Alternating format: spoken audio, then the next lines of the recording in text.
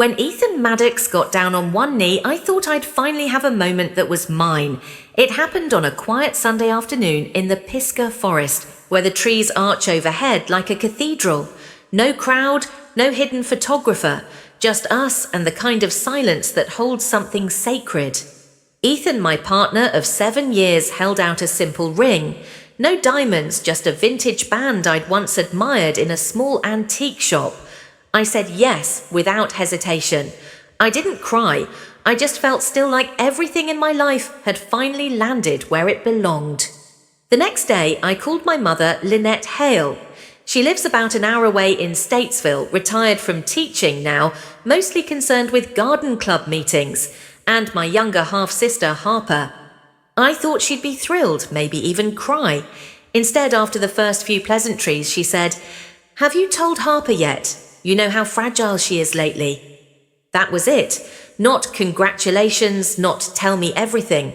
Just a soft sigh and a name that wasn't mine. Harper Hale is 25, my mother's daughter, with her second husband. She's a lifestyle influencer, or at least she was.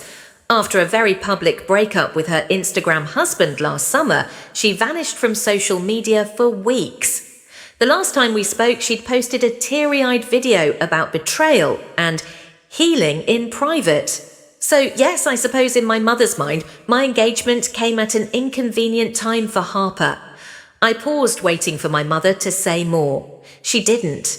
I remember staring at the phone, wondering what was worse, that she saw my joy as a threat, or that she genuinely didn't notice I was hurting. I brushed it off. I told myself maybe she was just caught off guard. Maybe she'd come around. Maybe she'd remember this was my life, my moment, and not Harper's. But deep down, I already knew. That call wasn't just a letdown. It was a warning. For the next few weeks, I tried to move past that call. I let myself believe it was just an awkward moment, a poorly timed response. I convinced myself my mother was simply trying to protect Harper, but that eventually she'd celebrate with me. Ethan and I started planning. We booked a February wedding at a small lodge in Boone, North Carolina, somewhere peaceful nestled in the mountains, surrounded by friends who didn't need to be convinced I mattered. We picked burgundy and ivory as our colours, simple flowers, good food, a guest list of 70. Intimate, intentional. Then Harper announced her engagement.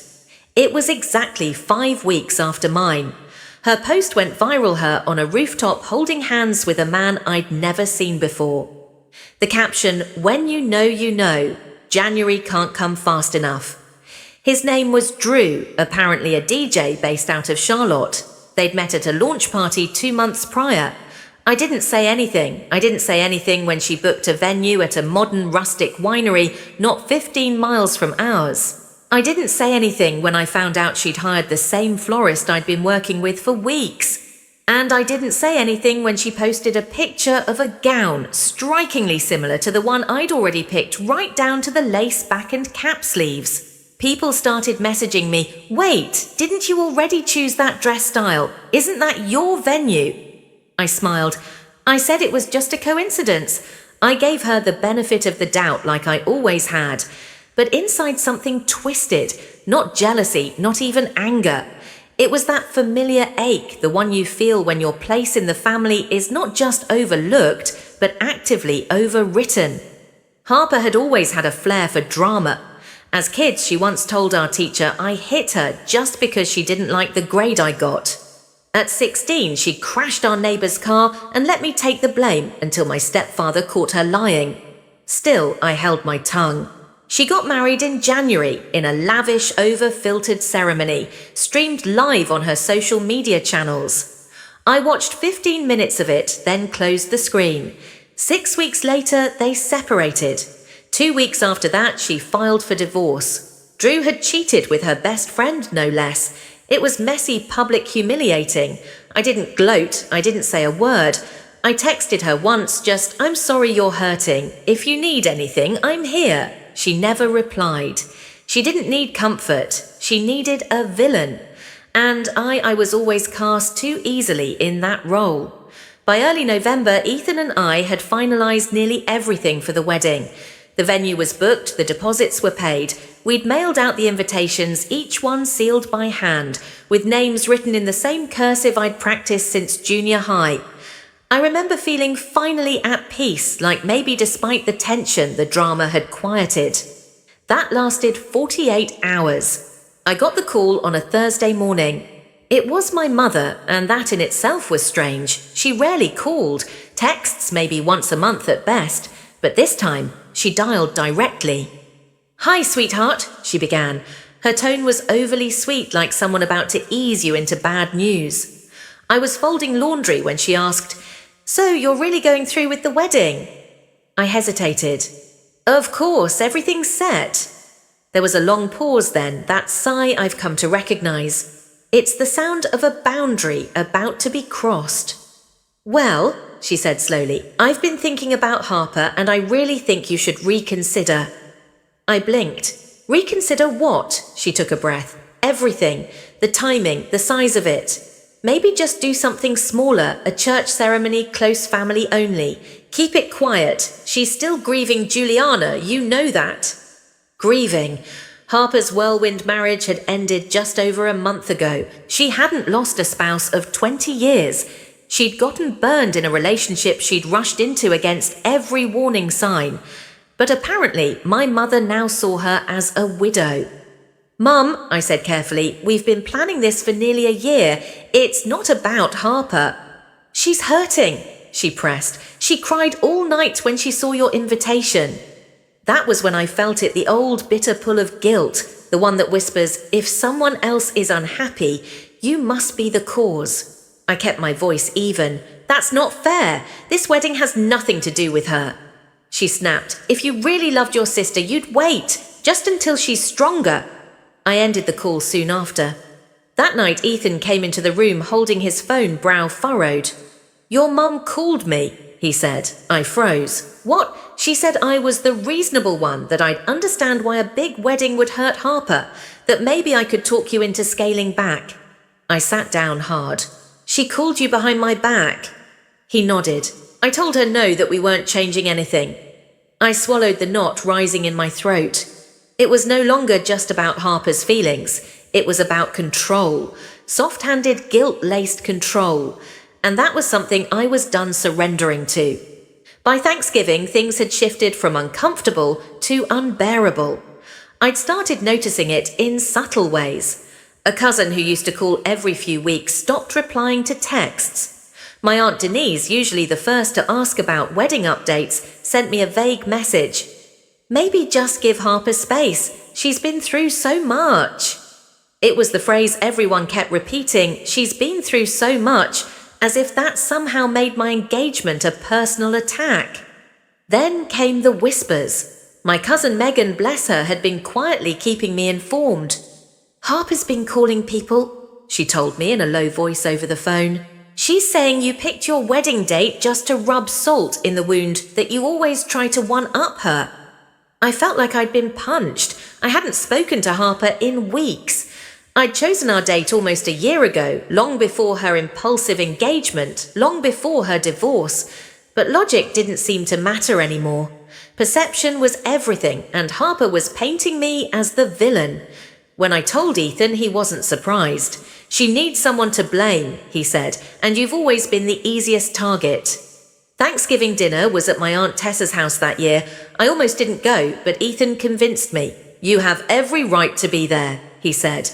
So I went holding my breath the entire drive. The atmosphere was stiffer than usual. Harper was already there when we arrived, seated in the living room like a wounded princess. She wore all white, her hair was curled perfectly, her expression blank but fragile, like she might shatter if anyone spoke too loudly. We greeted her politely.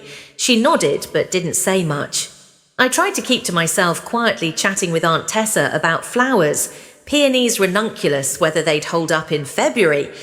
And then it happened.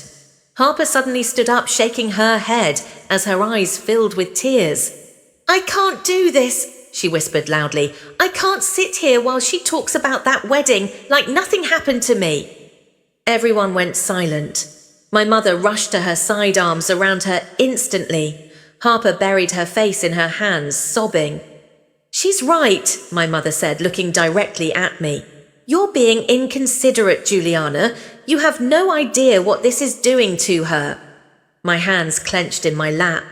I felt everyone's eyes on me. I wanted to scream. Instead, I stood and said quietly, "This wedding isn't about Harper. It never was." Harper's face twisted. "You've always thought you're better than me." I looked at my mother, waiting for her to step in. She didn't. I left early that night. I didn't sleep. The night after Thanksgiving, I lay awake staring at the ceiling, Ethan's breathing soft beside me. My body was still, but my mind wouldn't stop moving. Every word Harper had said, every look I'd gotten around that table, and worst of all, the silence from my mother. It was all louder in the dark. By morning, I'd made my decision. I sat at the kitchen table, opened my laptop, and drafted the email. It wasn't angry. I didn't see the point. Anger would only give them something to use against me. No, I wrote it the same way I'd draft a project notice at work, calmly, clearly, with documentation. I addressed it to both my mother and Harper. Subject: regarding the wedding. Mum Harper. Over the past several months, I've done my best to remain respectful even as lines were crossed. I've ignored passive-aggressive comments, tolerated mischaracterizations, and tried to extend grace. But recent actions, including the public confrontation at Thanksgiving and repeated attempts to guilt me into cancelling my wedding, have made it clear that your presence at the event would not be supportive or peaceful. For my well-being and peace of mind, I am formally rescinding your invitations.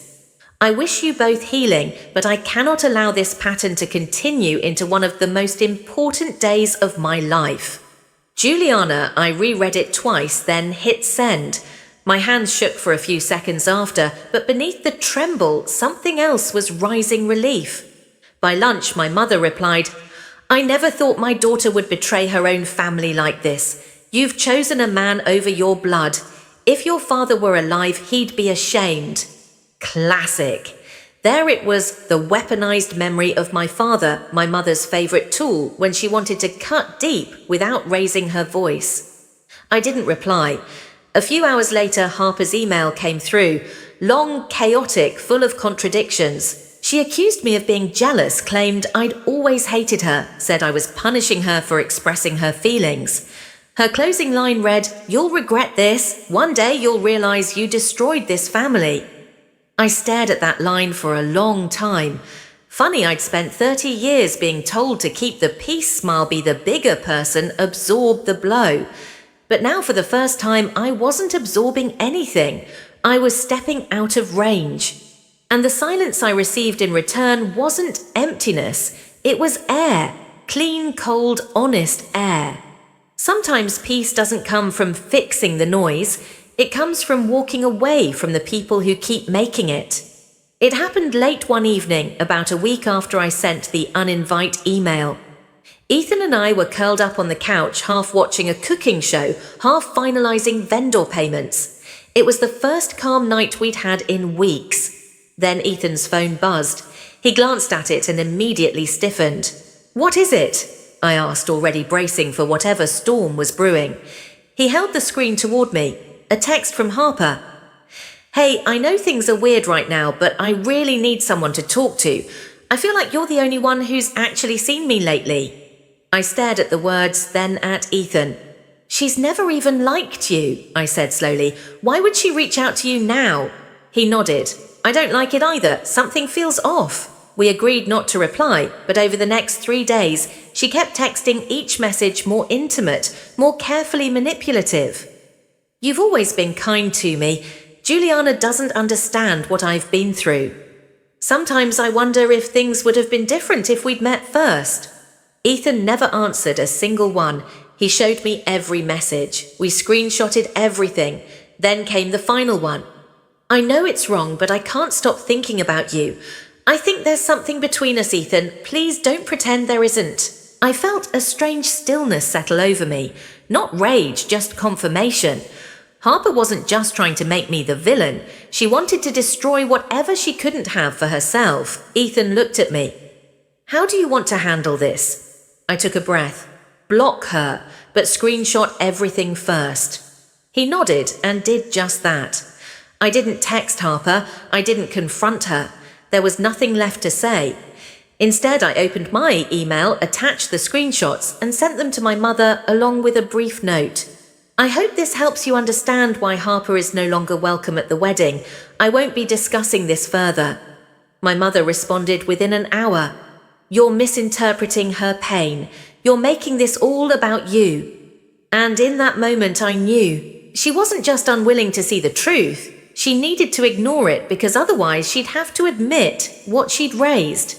There's a kind of silence that protects you more than any apology ever could. The morning of the wedding was quiet in the most beautiful way. The mountain air was cold and clean, the early snow dusting the trees like powdered sugar. The lodge smelled of pine and fresh-baked bread. My dress hung by the window, soft ivory against the light. For once, my hands weren't shaking. My bridesmaids floated in and out of the room, touching up makeup, adjusting veils, laughing about nothing in particular. I let their voices wash over me like music. Ethan and I had decided on a first look before the ceremony.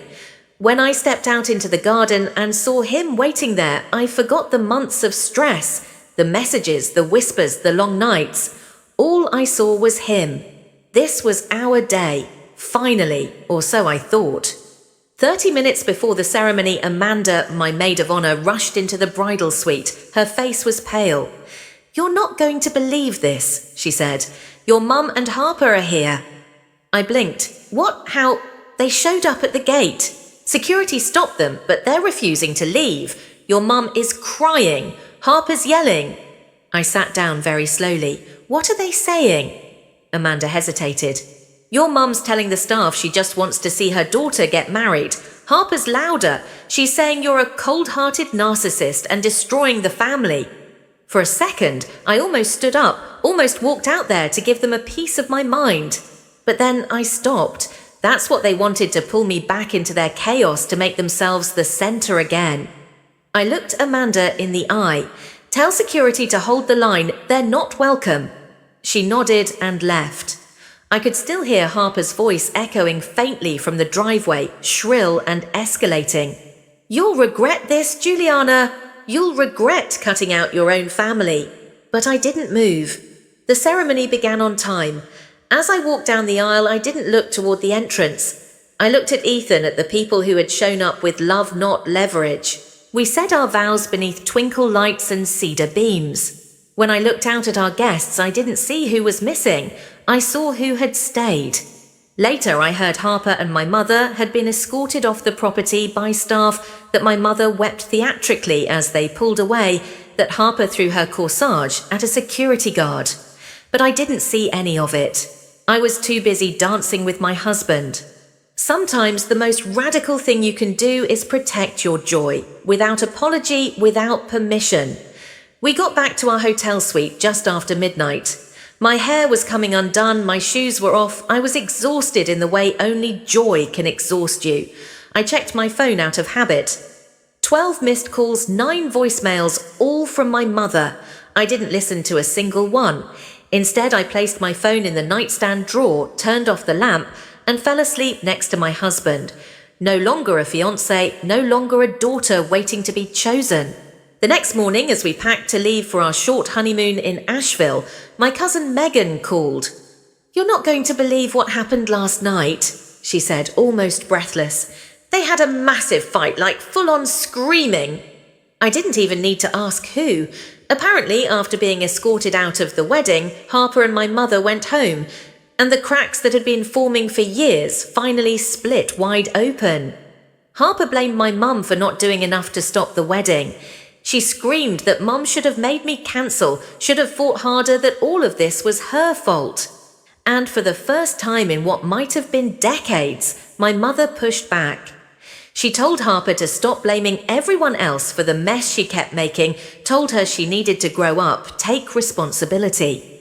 The fight ended with my mother kicking Harper out of the house. She's staying with a friend now, Megan said, but honestly, no one's running after her. I sat on the edge of the bed listening, not surprised, not angry, just done. I'd spent a lifetime being the one who bent, who smoothed things over, who gave up space so Harper could feel whole. Now I'd simply stepped out of the equation and they'd turned on each other. It wasn't revenge, it wasn't victory, it was gravity. At the reception, we'd left a small reserved seat by the fireplace, a name card, placed delicately on the cushion Harper Hale. It stayed empty all night. Nobody asked why, nobody tried to fill it. And that somehow was the most honest moment of all. They were never missing from my life.